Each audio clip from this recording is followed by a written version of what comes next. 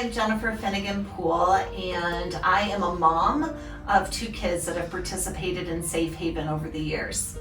Hi, I'm Autumn Sletter. I'm the Safe Haven Program Supervisor, and I have been supervising this program since 2014.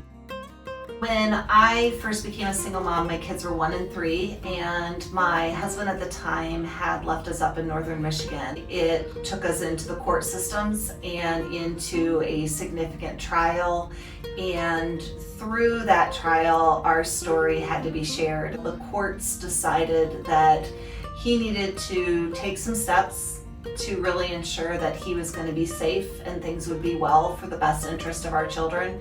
And in the meantime, Safe Haven became this extension piece of our family that allowed my children throughout their entire childhood to know who their dad was and participate without the safety concerns.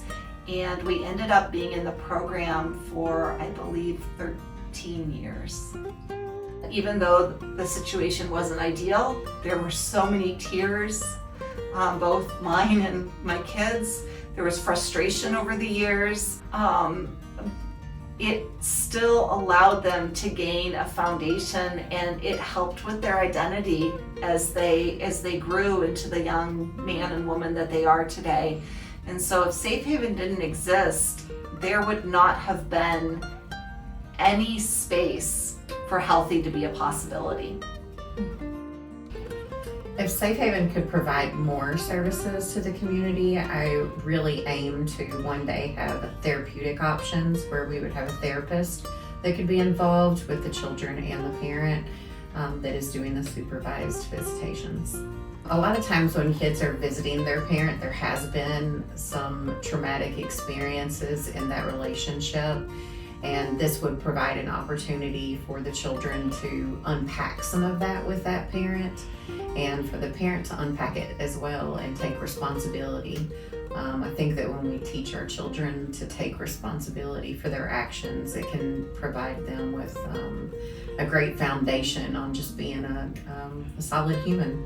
You know, I remember the first time that I came into Safe Haven, and it was right after getting this court order that said, okay, you're going to take your kids and you're going to drop them off, and they're going to see, you know, their biological dad. And I can remember the first time driving in and taking, you know, for me, nothing more precious than like my 2 kids, and they were so young, and saying, here you go.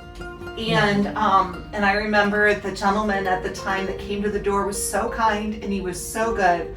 But I went back to my car and I sobbed, just realizing that it had been all on my shoulders to try to assess and evaluate and keep my kids safe.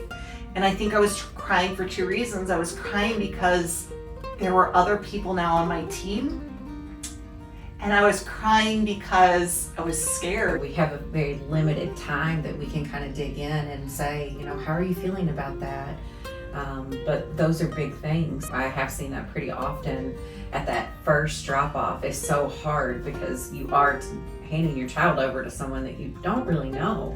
But we are very empathetic, I think, all of us, and for every person that walks through the door. I think if we lose Safe Haven in this area, there is not a second answer that comes even close to this program. It is a critical program in our community.